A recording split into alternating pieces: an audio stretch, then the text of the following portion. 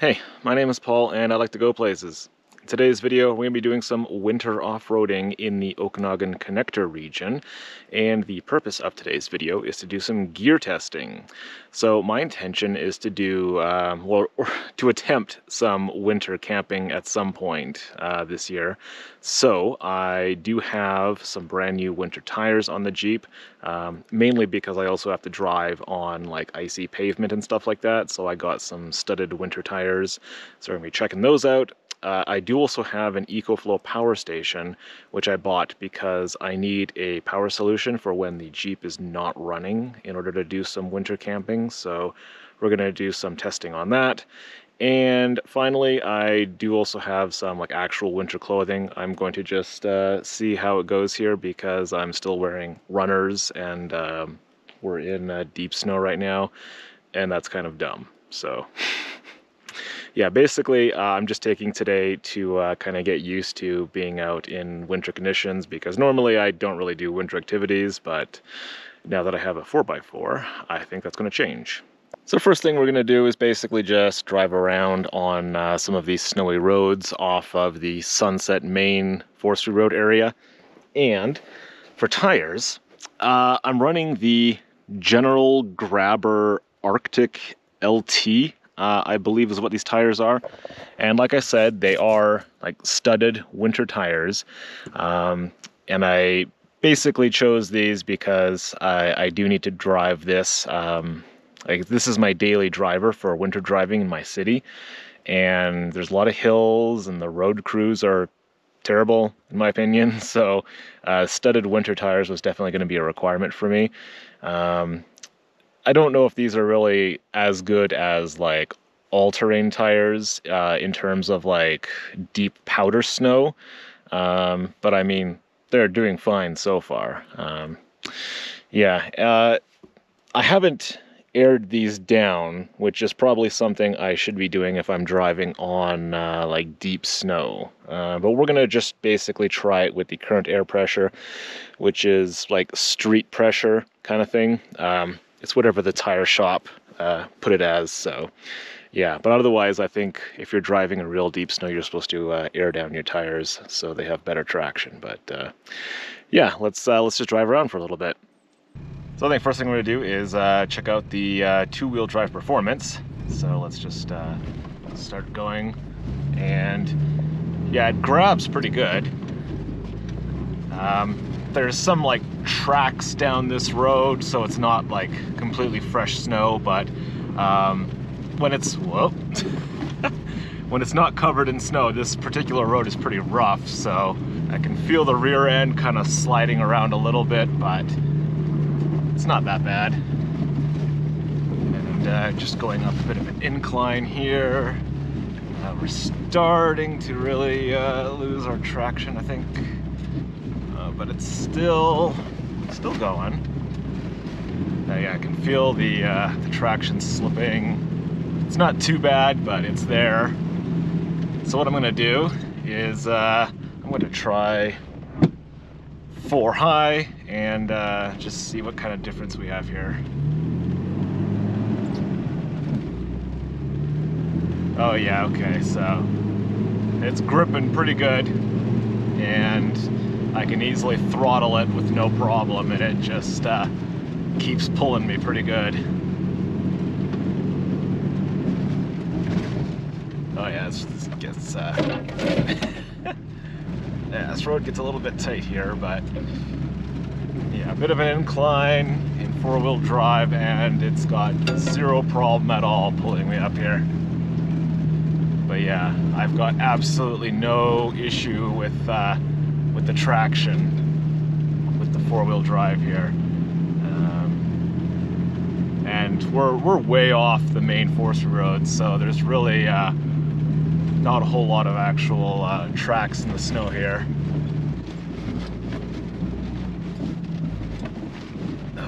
Yes, it's a very rough road. I've been out here before when it hasn't been snowing, and but yeah, this is really good traction, so I'm quite pleased with this.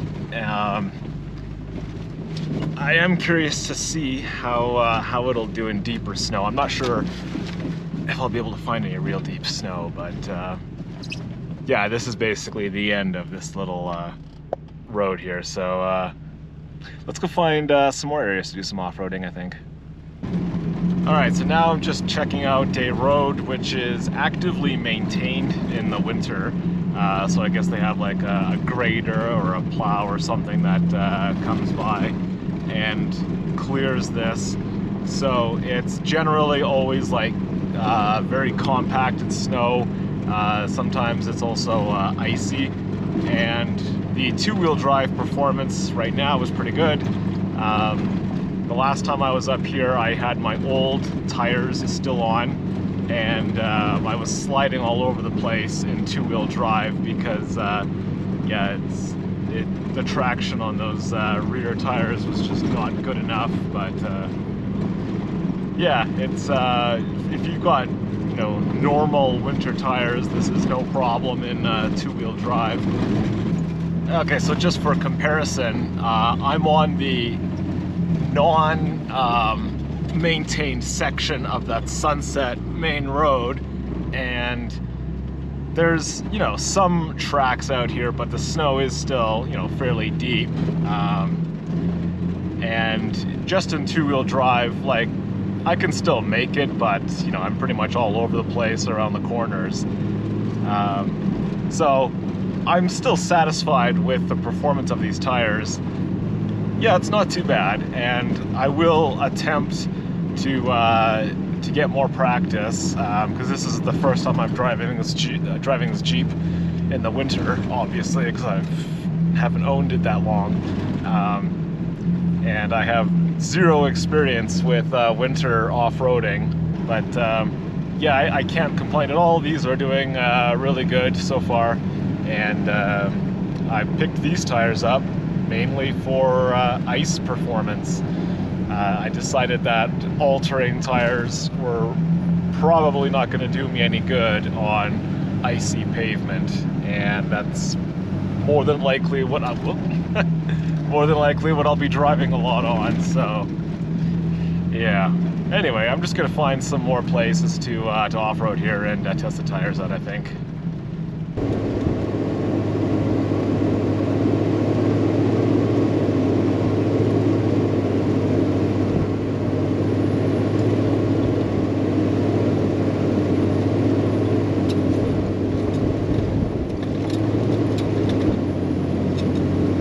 Alright, so the snow where we've been driving is kind of pretty deep. Well, I don't know. And I'm trying out these boots from Amazon. I'll put a link to whatever these are. I don't know. They seemed like a good deal, and they were better than wearing my runners in the snow and continually getting them soaked. But yeah, so the snow is kind of deep here, but I don't know. It was making it pretty good, and yeah, like I said, I still haven't tried to deflate my or air down my tires. So I think this will get me enough places to visit for the winter. So as I was further down whatever road this is, I noticed there was other tracks that tried to go up a hill and then they stopped. So yeah, it looks like I'm already being able to make it further than other people up here, so yeah. Yeah, anyway, I think I'm just going to continue to explore a little bit, and then we'll get into the other stuff that I want to talk about for this video. I'm also trying out this jacket, because the jacket that I currently have isn't so great in winter temperatures, and whatever I'm wearing here, it's one of those like random Amazon brands. I don't think it was that expensive. It was under $100 Canadian anyway. But yeah, it seems pretty good so far. I'll have to really try it out in some very freezing temperatures, I guess. But yeah, we'll see. Anyway, I'll also put a link to whatever this is in the video description too. So right now I'm just stopped at a makeshift campsite that's on this lake here. I've been here before and I think I've put it in a video. I can't remember what lake it is, but it's pretty near where the Okanagan Connector Highway is. It's just basically on the other side of the lake. You can hear the traffic from here, and yeah. But what I wanted to do before it gets too dark is talk about the electrical system that I've kind of been building up for the Jeep here. So before we get to this, I'll start off by talking about just basically what I use when the Jeep is actually running. So if we take a look down here, I've got this little box here, which just plugs into the 12-volt cigarette lighter, and I think there's two ports here. This one that I've got it plugged into is one that's only live when the vehicle's accessory is enabled, so I can leave this plugged in all the time and it's not actually drawing power when the Jeep isn't running. But this is basically where I run all of my accessories from when I'm actually using the Jeep. So I've got, well, right off of it, I've got a USB cable, which is just, I keep tucked in there for charging up my GoPro and my drone as well. And then over here, I've got a couple more USB. This one goes to if I need to charge my phone while I'm driving. I got another USB here, which loops up behind the dash and goes up to my dash cam, which is right up there. And then over here, I've got a cigarette lighter plug, which runs behind the dash and then up to my VHF radio over there. So those are things that typically I would only be using while the Jeep is on. So I figured, you know, no problem. I'll leave it plugged in there. And now we're going to talk about what I need for when the Jeep is not in use, and that's why I bought this thing. This is the EcoFlow, what is it, River 2 Pro, I believe it is. I think the regular price on this is $7.99 Canadian, and I waited for I waited for a sale price down to $7.29, and then I also, before I bought it, I just Googled for any coupon codes that may exist, and there was a $50 coupon code that was like expiring the next day, so I figured whatever, I'll just buy it. So it cost me 679 Canadian dollars for this unit. I think this is this is the largest one of the River 2 series, which has the that type of battery. They call it the Life PO4 battery or something like that. I think that's the one you want when it comes to like long life in terms of battery cycles before it starts to begin degrading. So yeah, I don't know, I think they say it's like a 5-year warranty on this and the life expectancy is like 10 years or something, and I don't know, whatever, works for me. But one of the reasons why I picked up like the largest size is because I don't currently intend on using the solar panels with it, because I mean, that's something you got to buy extra anyway. But I did not think I was going to be using solar because the way I like plan to do my camping trips and stuff, I'm not necessarily going to be stopped in one spot for long periods of time. I'm probably going to be driving most of the time and then only stopping when I'm actually doing an overnight camp. So I figured that more than likely I'll be charging this through just the cigarette lighter, or if I'm at home, I'll plug it into the AC and charge that way before a trip. So yeah, I figured I'd want the battery, the largest battery I could get, so it would have enough juice to run anything I need overnight and then potentially a second day as well.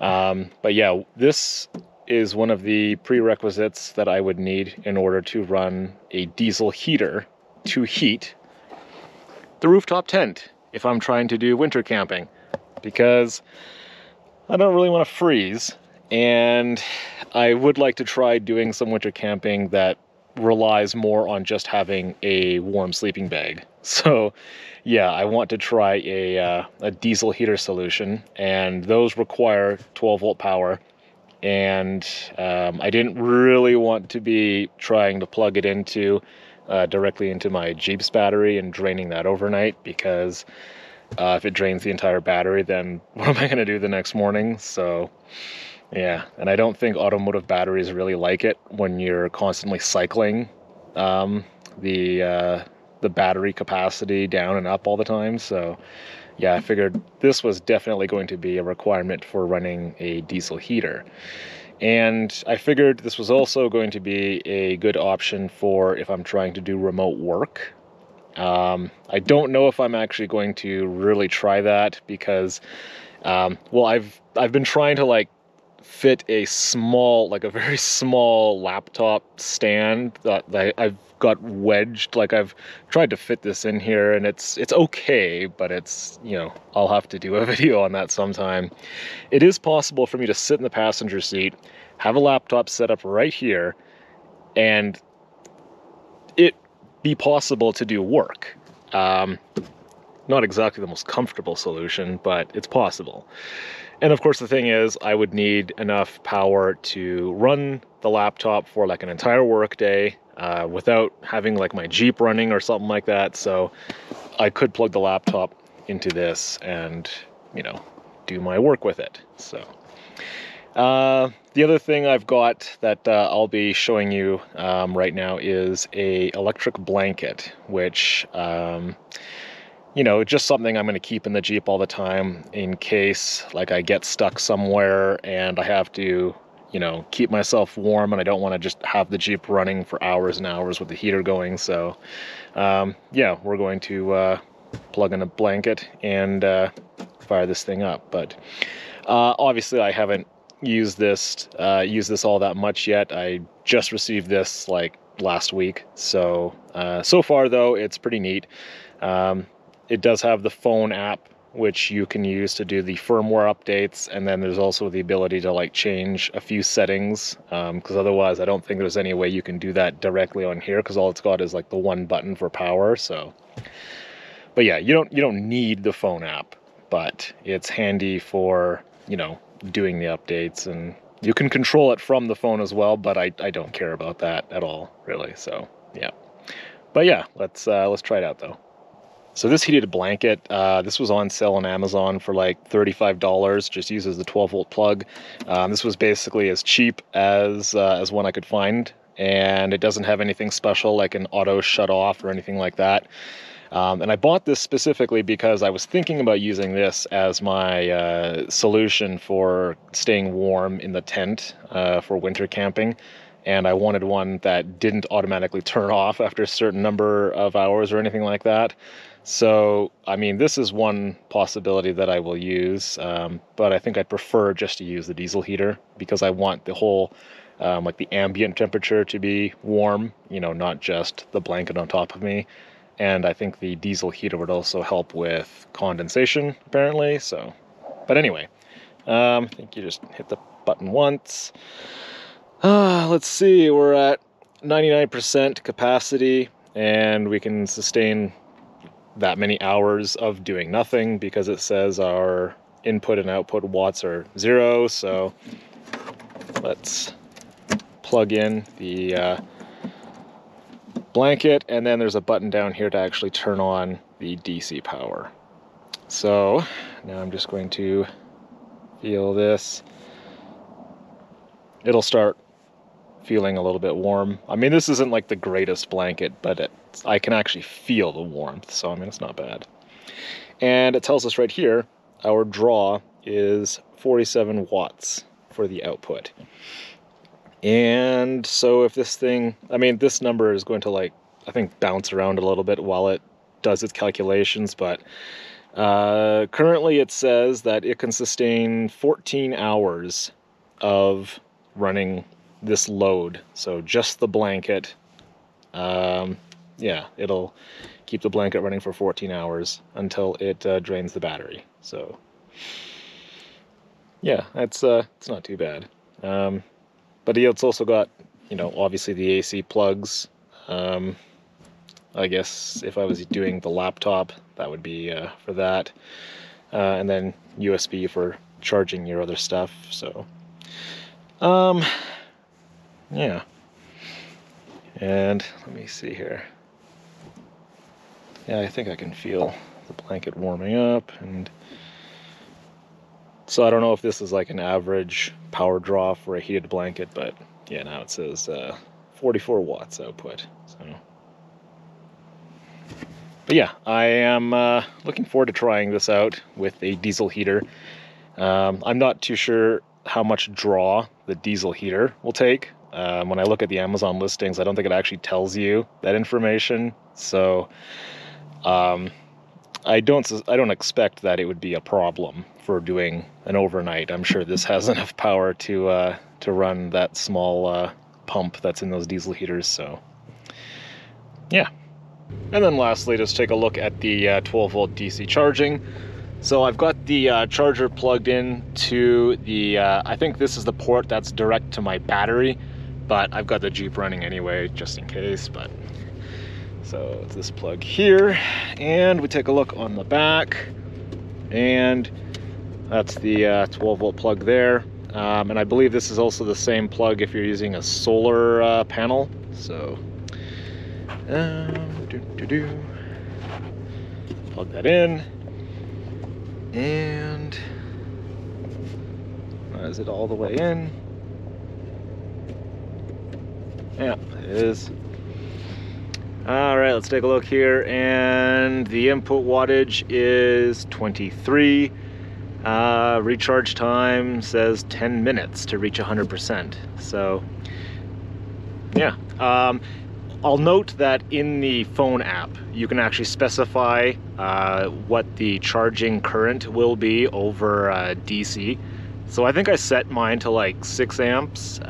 It'll go higher than that, but I didn't want to, because I wasn't sure if I was gonna like charge it off of this thing, and I'm sure that would melt if I tried to draw too much power through it. So yeah, I set it at a reasonable level, in my opinion, which I believe was 6 amps, but yeah. I figured that if I'm charging this, I'll probably be doing like a lot of driving, so it's not gonna need to be charged super quickly and or anything like that. So, but yeah, I'm pleased with this so far. It does exactly what I want it to. I just needed electricity, and if anyone's wondering why I specifically went with the EcoFlow brand, it's an established brand from what I can tell. And another reason I have, which is maybe a little bit petty, I did not want to buy one of the other competing brands that have a little more active influencer advertising. So there's certain other companies that make these units, and if you're mildly popular on YouTube, they send you them for free. And you know, I didn't really want to be paying full price to then subsidize their budget for giving them free to other people. So yeah, I don't know, that's just me though. And I have seen this brand on other people's YouTube channels, so I mean, I'm sure they do the same thing, but maybe not to the extent that I've seen other brands, like maybe a brand that starts with J. I think they're kind of known for just like giving their product away for free to influencers. So I did not feel like spending a bunch of money to subsidize that, but that's just my opinion. So yeah. Okay, so I think that'll wrap up this video. It's only like 3:30 in the afternoon, but I am freezing and I'm losing light. So I will be ordering a diesel heater for my winter camping within the next few days. So when that arrives, I will be doing a video specifically for my attempt at winter camping. So we'll see how that goes. And I'll also do at some point some more testing with the winter tires, probably try airing them down, seeing how it'll go through deep snow. I'm just gonna wait for it to snow a little bit more on the mountains here, and yeah, we'll see how that goes. But I'm very pleased with the tires so far. I did buy them specifically for icy road performance, so I'm just actually waiting for winter to actually hit in town where I live, and we'll see how it handles those roads. But yeah, so far it does pretty good on the like the roads that I've been trying around here. So yeah, no complaints there. So Anyway, I think that wraps it up, so thanks for watching.